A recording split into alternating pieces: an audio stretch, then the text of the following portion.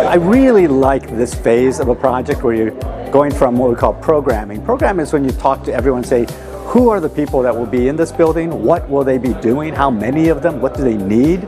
And that is fantastic because you really get to hear people's passions because you're not constrained by anything other than here's what I am, this is what I'm trying to do, and these are the things that I need. And now we're getting ready to go into the actual design process. And the first step is what we call schematic design.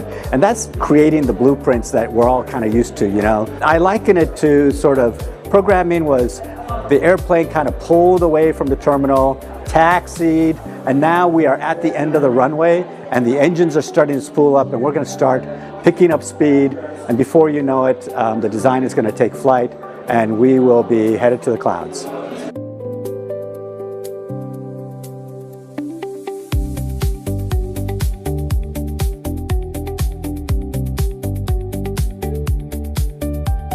I can't imagine projects succeeding without having very open and participatory communications. Oftentimes we don't always hear each other or misunderstand sometimes, or we miss a nuance. So it takes many iterations, a lot of conversations, multiple times of getting together and listening to each other. That's when we can truly come and understand what are the true needs, where are the shared common ground that we have that might not come from just one single person. What's exciting for me is that we are going back to the roots of City College.